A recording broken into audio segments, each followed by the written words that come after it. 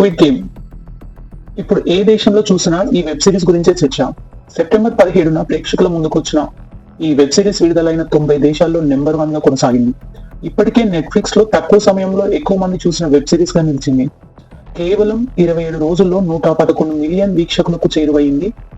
అంటే ఏ స్థాయిలో ఈ వెబ్ సిరీస్ విజయం సాధించిందో అర్థం చేసుకోవచ్చు.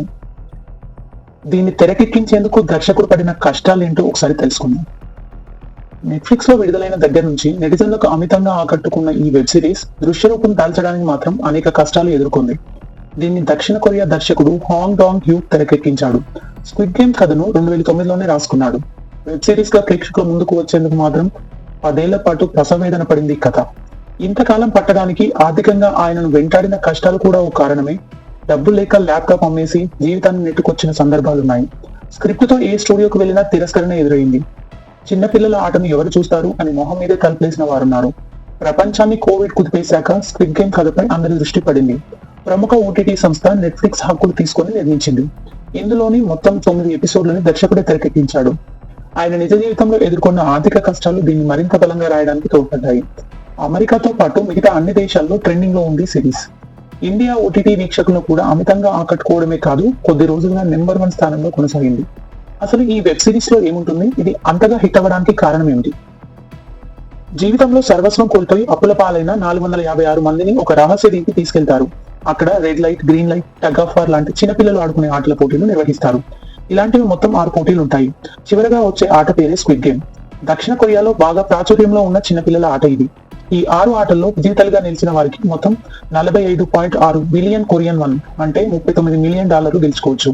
అన్ని సులభమైనవి, సరళమైన ఆటలే. కానీ ఇక్కడే ఒక చిక్కుంది. ఈ ఆటలో ఓడిపోయిన వారు పోటీ నుంచి శాశ్వతంగా ఎలిమినేట్ అవుతారు. ఆటలోంచే కాదు, జీవితం నుంచి ఎలిమినేట్ అవ్వాల్సి ఉంటుంది. అంటే ఓడిపోతే చంపేస్తారని అర్థం. మొదటి ఆట ఆడితే కానీ ఈ విషయం వారికి తెలియదు. అలాంటి ప్రాణాంతకమైన 6 ఆటలను దిగ్విజయంగా పూర్తి చేసుకుని చివరకు ప్రైజ్ మనీ గెలిచింది ఎవరు అనేది ఈ సీజన్ 1 లో ఉంటుంది. ఇందులో హీరోనే ఈ ప్రైజ్ మనీని గెలుచుకుంటాడు. కానీ ఈ వెబ్ సిరీస్ చూస్తున్నంత టైం చాలా ఉత్కంఠ రేపుతూ చాలా థ్రిల్ కి గురి చేస్తుంది. అండ్ పోటీలో పాల్గొనే పోటీదారులకు వాస్తవ జీవితంలో చాలా క్రిటికల్ సిచ్యువేషన్స్ ఉంటాయి. ప్రధాన పాత్ర అయిన సియాంగ్ జీ హ్యూన్ కి వారితో విడాకులవుతాయి, ఉద్యోగం పోతుంది, లెక్కలేనంత అప్పులు చేస్తాడు. దీనికి తోడు జూదం అతడికి వ్యసనం. అందులోనూ డబ్బులు పోగొట్టుకుంటాడు. రెండో వివాహం చేసుకున్న అతడి భార్య కూతుర్ని కూడా తనతో పాటే అమెరికా తీసుకెళ్లాలనే ప్రయత్నంలో ఉంటుంది. కూతుర్ని తన సంరక్షణలోకి తెచ్చుకోవడానికి డబ్బు కావాలి. అప్పు ఇచ్చిన వాళ్ళ నుంచి బెదిరింపులు, కూతురు తనకు దక్కదేమోనన్న భయం. ఈ 2 కారణాలతో ప్రమాదకరమైన స్క్విడ్ గేమ్ ఆటలోకి అడుగు పెడతాడు మన హీరో. అక్కడ తన క్లాస్మేట్ సాంగ్ ను కలుస్తాడు. ఒంటరిగా పోరాటం చేయడం కన్నా కలిసి కట్టుగా ఆడితే విజయం సాధించవచ్చని అలీ, ఇల్, నామ్ ఇలా 5 జట్టుగా ఏర్పడతారు. ఈ పోరాటంలో ఒకరికొకరు అండగా నిలబడతారు. కొన్నిసార్లు సొంత వాళ్ళనే మోసం చేసుకునే పరిస్థితి ఏర్పడుతుంది. ఇలా స్నేహం, సహకారం, మోసం, త్యాగాలతో వెబ్ సిరీస్ అత్యంతం భావోద్వేగాలతో చూసే ప్రేక్షకుడికి కళ్ళని కనిపించేస్తుంది.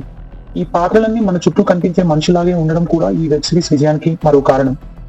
అంటే ఈ స్క్విడ్ గేమ్ లాంటిది నిజ జీవితంలో కూడా ఉందా? అయితే ప్రపంచంలోనే అత్యంత సంపన్నులైన బిలియనీర్లు ఈ ఆటను వినోదం కోసం సృష్టించుకుంటారు ఈ వెబ్ సిరీస్ లో. ఇందులో అప్పుల పాలైన సామాన్యులే వారికి పావులు. డబ్బు కోసం వాళ్ళు కొట్టుకు చేస్తుంటే అందులో ఆనందాన్ని వెతుక్కుంటారు. కావాల్సినంత డబ్బు సంపాదించిన తర్వాత బోర్ కొట్టి ఇలాంటి హింసాత్మక పోటీని ఏర్పాటు చేస్తారు. దీనికోసం ప్రత్యేకంగా ఓ రహస్య టీవీని ఎంచుకుంటారు. పోటీల కోసం విలాసమైన మైదానాలను అన్ని హంగులతో భారీగా నిర్మిస్తారు. తొలుత ఎంతో అందంగా స్వర్గంలో ఉన్నట్టు కనిపించే ఈ ప్రదేశం తర్వాత పోటీదారుల నెత్తురుతో కలిసి నరకం కన్నా భయంకరమైన ప్రదేశంగా మారుతుంది. నిజ జీవితంలోనూ ఇలాంటి పోటీలు జరిగే అవకాశం లేకపోలేదని కొందరు భావిస్తున్నారు. దుబాయ్ లాంటి సంపన్న దేశాల్లో సామాన్యులను పావులుగా చేసి ఇదే తరహా ఆటలు ఆడిస్తారని కొందరు అనుమానాలు వ్యక్తం చేస్తున్నారు. కానీ ఇప్పటి వరకు ఇలాంటివి జరిగినట్టుగా మనకి ప్రూఫ్స్ ఏమీ లేవు. అంటే ఈ వెబ్ సిరీస్ అనేది సమాజంలోని అంతరాలకి ఒక దృశ్య రూపం. పెట్టుబడిదారి విధానంలోని వాస్తవ రూపాన్ని, దాని పర్యవసానాలను ఈ వెబ్ సిరీస్ కళ్ళకు కట్టినట్టుగా చూపించిందనడంలో సందేహం అక్కర్లేదు.